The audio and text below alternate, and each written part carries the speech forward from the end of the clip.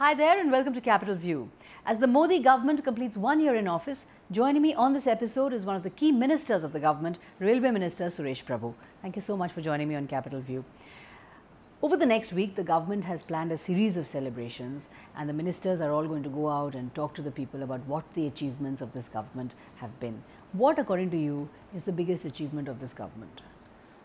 First of all, you should always look at any government's performance in the context. Wherever you were a year ago, you could just imagine what the year ago the situation in India was. It was completely chaotic. People were leaving the businesses. The confidence of business industry was very low. From there, you look at where we have come. So I think what you must be fair to when you make an assessment of the government, you must do a contextual. What was the situation then and what situation it has improved. So what we did now, in 1 year, completely macroeconomic situation has improved. I just want to draw your attention to the fact that if you celebrate too much, will you not again be the victim of the revolution of rising expectation? Because if you only celebrate and you don't introspect, then once again you may raise expectations so high that once again the reality check may be that people will say that, oh, you're promising so much but you're not delivering. But that point is well taken because I think everything is something like, everything ultimately, politics is expectation management. Because ultimately, even if you do the best, finally, how you actually fulfill the expectations of the people. So we are not really celebrating. What we are really doing is trying to communicate. Of course, we have to introspect all the time. Right. And this is something which we have to do all the time. Because, if you look at the hard figures, manufacturing has slowed down. Yeah. There is agrarian distress. There is a prospect of a drought. Now, in this situation, people could say that has Achhe Din really come? If again, I think let us distinguish between externalities and what we could have done. Now, what is externality in this particular case? Is a very larger issue which we really need to deal within the country as well as globally, is the issue of climate change. See, the unseasonality of rain, the type of changing weather pattern, natural disasters that are happening. I'm not including that the disaster like earthquake, but other natural disasters like unseasonal rains and others which are causing huge damage to the livelihoods of people. I think that is something which is an externality which we must deal with in a much long-term basis and a comprehensive basis. Do you feel that the voter today is expecting too much? Do you think voters are expecting some sort of magic, that a government will come and immediately everything will be sorted out and immediately everything will work out? Is there a problem also in the way voters are approaching governments? Yeah, this is a reality. In fact, if you really look at it, just look at, I'm just trying to not deviate, but just give up again issue. Just imagine in India, the road rage. How can you explain this? For us, which is trivial matter, people are just coming out and trying to take a life of other person. That shows that there is some sort of an impatience building up in the society. Right. Or look at what is happening in some of our countryside like Naxalite areas. So I think what we really need to do is therefore must able to first live up to the expectation.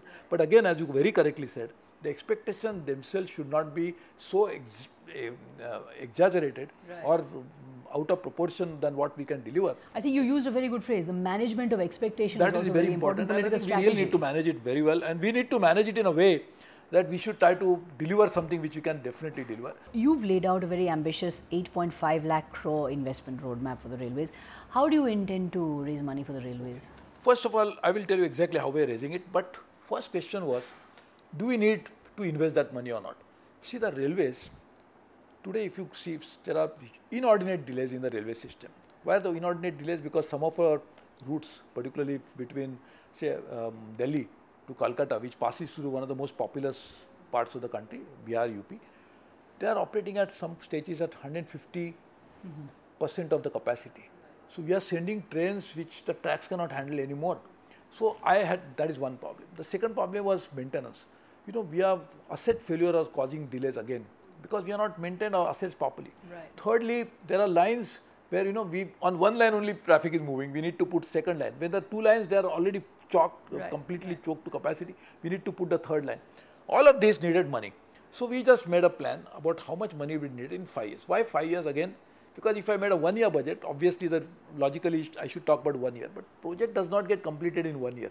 And one of the problem is that project is going to be completed in 3 years or 5 years, and it's not provided for 3 to 5 years plan, prospective plan, right. then the manager who is going to implement it, he's always thinking where is the money for the next year. So he's not really fully devoted to it. So we met this 8,50,000 crores. Where are you going to get the money? Within a week of that, we have signed an agreement with LIC for 1,50,000 crores. We are already negotiating with World Bank, Asian Development Bank and International Finance Corporation for raising maybe even little more than that. Thirdly, we are getting tax-free bonds which Finance Minister has already announced. So even if we raise about 30,000-40,000 tax-free bond, that makes about 2 lakh crores in 5 years' time. Finance Minister talked about, and Prime Minister is repeatedly following it up, is a program of India Infrastructure Development Fund, 2 lakh crores. So of which at least 50% of 1 lakh crore will come to the railways. We have already signed an agreement with PSUs like Coal India, like Steel Authority. They are giving us money. But as you rightly say, this is going to take time. It's going to take at least 4 to 5 years before it all fructifies. If I could just ask you, why don't you, for example, focus on the low-hanging fruit? You know, for example, you're speaking about bullet trains. Why not instead first improve just track safety, rail safety, and do the nitty-gritty first before going for bullet trains? Because bullet trains is going to take again 5-10 years. But you are absolutely right. In fact, if you again read my budget speech, which I'm thank you and all your media friends for supporting us so well. In that 65% or even you can say 80% is devoted to these low-hanging fruits. We are talking about customer service, and therefore we have actually implemented 39 of those announcements in the budget within the first 36 days of the financial year. We have talked about safety, so we actually looked at Kakodkar committee report. For example, Swachh Bharat you talked about. Now, why not make the railways a showcase of Swachh Bharat? No, absolutely because right. you can actually, because railways belongs to central government, you can actually implement Swachh Bharat on railways, and railways is the most dirty sector actually that there is. So if you clean up railways, it can become a showcase of Swachh Bharat. So that is low-hanging fruit actually. Absolutely correct, and therefore we are focusing on that. We call it Swachh Rail, Swachh Bharat. So it's part of an extended campaign of the Prime Minister, in which we are trying to look at each station. In fact, I'm happy to say the Times of India published a story just about a week ago that Delhi station has completely become very clean. In fact, he made a surprise visit and found it out. You go to a Sikandrabad station, which is absolutely top class. Now what we are saying is 14,000, ISO 14,000 certification. Because it's very doable. You can easily clean up the railways. No, you're absolutely right. I agree with you, and therefore we are working on it. Only thing is that my request is, I am appealing to all my colleagues in the country, that it is impossible that railways can keep it clean if it's not become a collaborative exercise. It's not a joint endeavor of the people and the railway itself. If people feel that it's my inherent right to speed wherever I go, and then it is your duty and responsibility to clean all the time, it is not going to work. So that mental change has to happen. You know, the Bibek Debroy Committee on Railways gave a lot of emphasis on private sector as well in reforming the railways. Is that likely to happen? Are we likely to see much more private sector involvement also, public-private partnership, but also emphasis on private sector and bringing change to railways? Private sector participation is a necessity because we don't have the enough resources that are required for the railways, and we don't have the money ourselves. So what is the choice? We want to make the investment and I don't have the money. It is like surgery. I have to perform the surgery, I don't have the money, I have to borrow. That's a very clear thing because then surgery is important. So railways has to be, surgery is a order of the day. So we have to get money from whatever source is available. So private sector participation is inevitable. Where are we thinking about it? We are already trying to liberalize the private freight terminal rules about it. We are trying to find out how this own wagon scheme, which was there only for specific wagons, we want thinking about how we can get more and more people coming into it. Station development. As you very correctly said, if our stations, there are 7,000 odd stations in the country, if each of the stations, at least most important of them, they can be converted into some top class institution, there will be a fantastic opportunity there for utilizing the land and the air rights.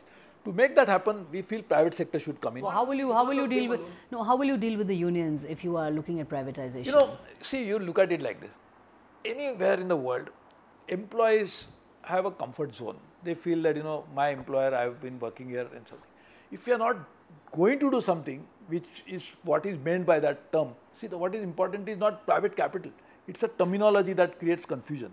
If you say privatization, this presupposes that you are going to hand over the railway ownership and management to some private company, which is never envisaged by any report, including Bibek Debroy Committee report. So why we should try to take what? So unions, in fact, will be surprised. Both the unions, federation, are on a joint hand. We have made a Kayakalp Council, which is headed by Mr. Ratan Tata. Both the federations have participated. We had a meeting only a few days ago, and everybody is really excited to do it. I will tell you one program for telling you for the first time. We are organizing 2-week program, beginning of the year. We are not celebrating. As you said, introspection. Very correct term, and I really appreciate it. Introspect, don't celebrate. No, I think we should do that more. I agree with you.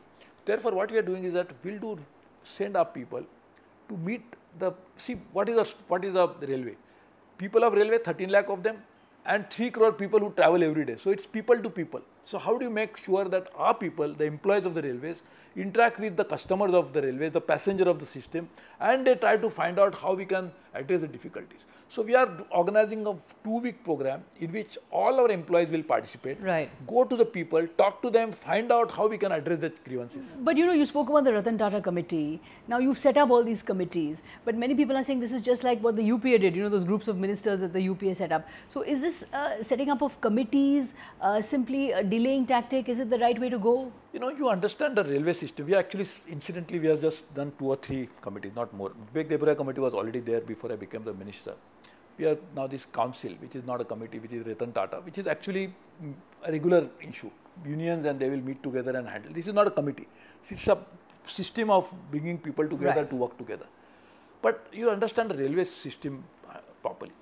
We have mechanical, we have engineering, we have got electrical, we have got traffic, we have got finance, we have got staff, 6 members in the railway board. We have got more than 7-8 services, all India services in the railway board. So there are different functions. The railway cannot be operated unless all these functions can come together. For example, we have set up a very ambitious target of 1,200 million tons for the current year to handle cargo. Because the feeling is that the committees are being set up, but change on the ground is not happening. See, basically, what is the ground? I am telling you, this is something on the ground is, we are trying to change like Delhi station. Right. With 39 measures I told you, we have started e-catering, which is on the ground. We started ticketing within 5 minutes, which is on the ground. We have started a customer service portal within 3 days of starting this our budget, which is on the ground. So many of these things are already happening. What is important is we don't see the significant change because the railway is so huge. That will take time. That will take time. Yeah. When you became railway minister, everybody celebrated across the board because you're seen as an extremely talented person and everybody likes Suresh Prabhu. So when you became railway minister, everybody said, now the railways are in safe hands. Do you feel that you've achieved enough in this 1 year? No, I don't Given think that you're so. seen as a whiz-kid minister. No, I think I will be very honest that I must be judged, and I think I must do a self-assessment of myself within 3 years of doing the job, because each of the project which I talked about, which is decongestion project, which is all this, will take 3 years to combine. But I am not waiting for the 3 years to be over and just relaxing here. So therefore, I am taking all those short-term measures which can bring in benefit in the short term, like I told you, customer service improvement, catering. We are trying to do setting up base kitchens so that the catering quality can be monitored at source. We are trying to start mechanized laundry. So basically what you're saying is 1 year is too short a time to judge a government and to judge a minister, even though he's a high-performing whiz-kid minister like yourself. Let's take a short break at that point and come back with lots more with Suresh Prabhu on the other side.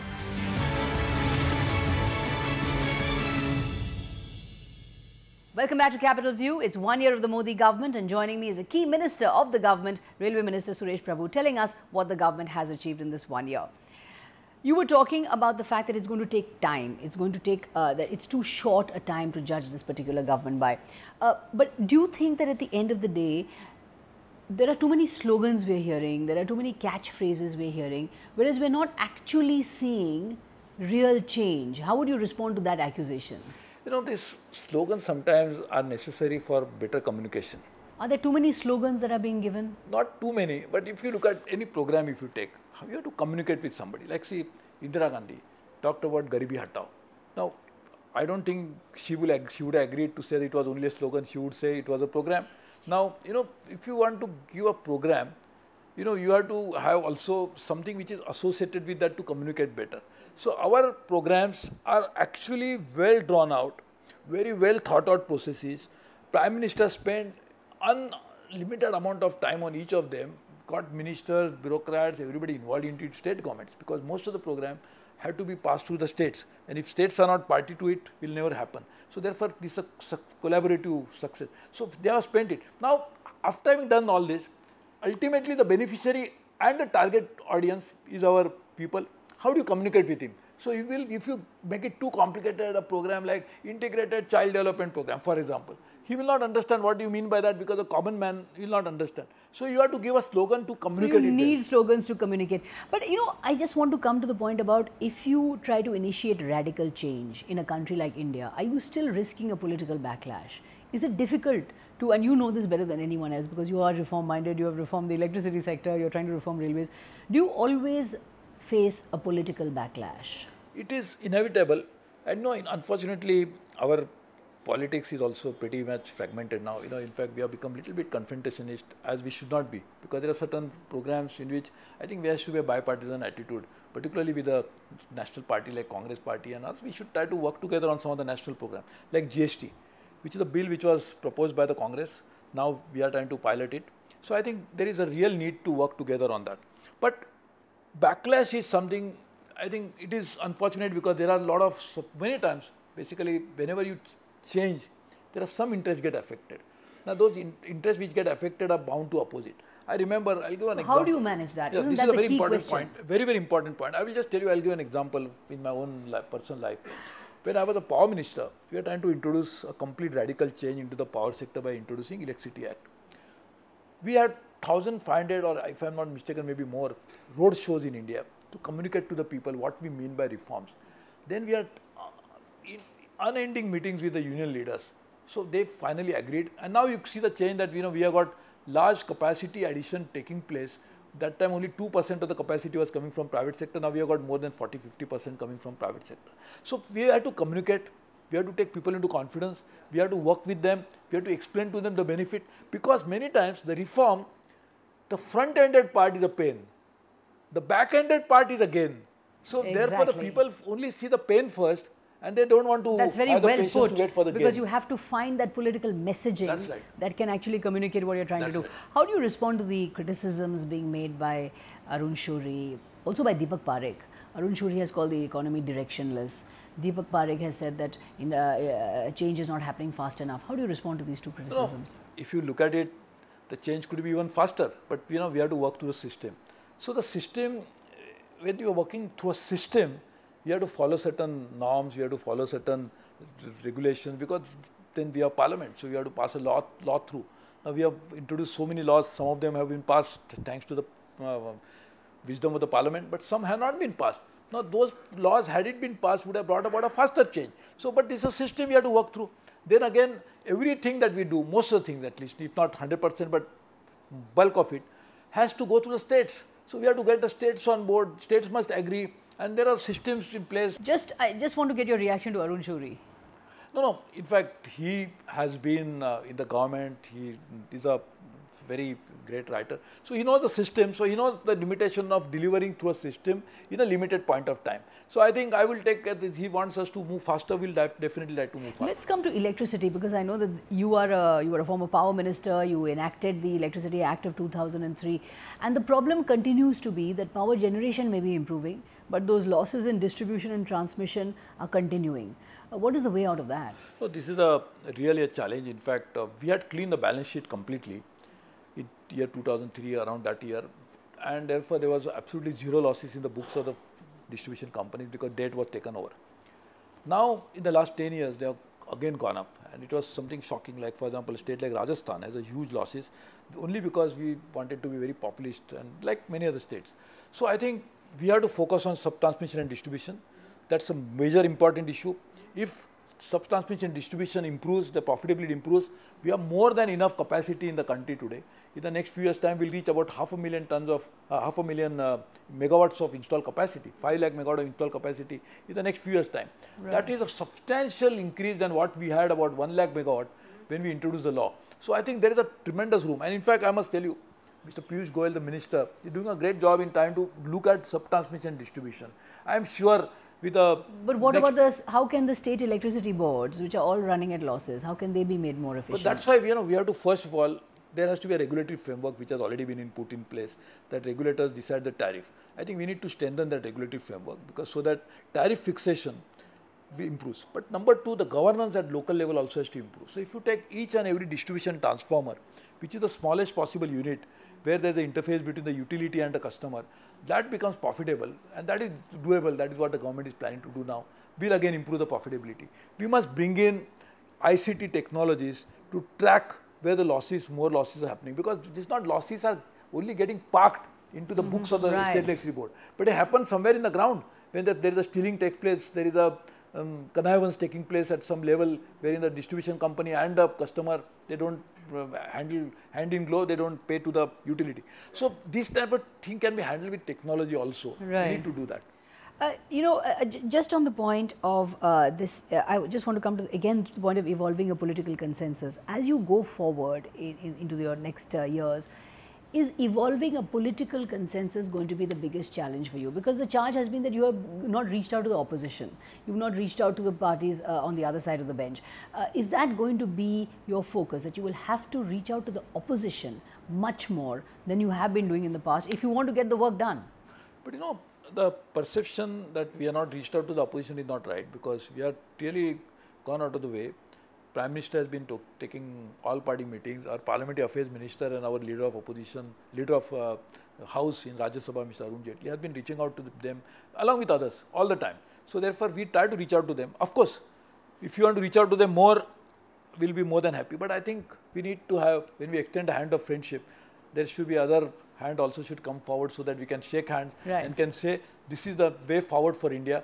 Let's work together. India is one. We have to take it one. That, like for example, is market. If you can create one common market through the GST, just imagine the huge benefit that will accrue to the customers. But the BJP was blocking GST when the UPA was trying to bring it. Not really were opposed to it. That was the chief minister, some of the chief ministers of the all the BJP chief ministers were opposing GST. They had reservation from the state perspective. They were not a reservation as a BJP, as a party was opposing it. What was the reservation was that we must address state's concern. That's what we did. And that's what I would also compliment the previous government, because there was a Chief Minister's Committee which was chaired by different finance ministers. There was a West Bengal left front finance minister who used to be the chairman of this committee for a while. So therefore, we had to work through this system, work with the states, work with the opposition parties. We have no problem what about the charge against you that your government is a one-man show, that the Prime Minister controls everything? Very, very unfair assessment. And ultimately, see, our Prime Minister, if he is swearing by the Constitution, he has upheld the office of the Prime Minister to as is envisaged by the Constitution. Prime Minister's office should be really, because it's a government which is led by the Prime Minister. So he is leading it from the front. It is not one man. There are many people working with him, but he is a leader. And there has to be only one leader, and that is what the Constitution says. There should be only one Prime Minister. Which so it's not one man, but one leader. You've worked with Vajpayee, now you're working with Mr. Modi. How was NDA 2 different from NDA 3? There are so many similarities, because both are focusing on infrastructure. Both are talking about futuristically, both are talking about taking India to a global stage, both are talking about taking common man as a center stage. The poor should be the focal point of the governance. So that is a commonality. Prime Minister Vajpayee had a difficult task because he was leading a coalition government. Mr. Modi is taking the mandate of the people to the people, because he is saying that you have given me such a huge mandate for the first time after 1984. Right. So let me do a job which is expected of me. So he is trying to move forward and trying to lead it from the front. Right. Just my very last question. Is your ambitious economic agenda going to be somewhat affected if there are elements within your political formation who try to create social disharmony? Actually, somewhere our government is completely focused on economic and development agenda, for sure, no doubt about it. Only issue is sometimes which pops up, and this is something which is a part of a societal problem, is that there are some elements. Sometimes they get out of proportion publicity. Therefore, it looks like that, we are trying to, there are some elements which are trying to do it. I think, if you work all our system, focus on economic development for. But should your government and should the Prime Minister not much more strongly disassociate himself from those elements? Prime Minister has constantly said on 15th of August last year, he said that let us next 15-20 years work on only one thing, being of economic development. Just imagine if poverty goes away, then we have the luxury of discussing other issues. Why not we keep making sure that we become a cohesive society wherein there will not be inequality. That you have to convince your colleagues within the larger Sangh Parivar formation. But this is something Prime Minister has been already talking about, and he has spoken many times. So I think unfortunately that part which has not got highlighted as the other part. So I think we must highlight on Prime Minister's vision of bringing people together, making economic development as a priority and try to take it forward. Right. Suresh Prabhu, thank you so much indeed for joining me. That was Railway Minister Suresh Prabhu telling me that 1 year is far too short a time to judge a government or a minister. Wait for the next year at least. Thanks so much for watching Capital View. We're back next week.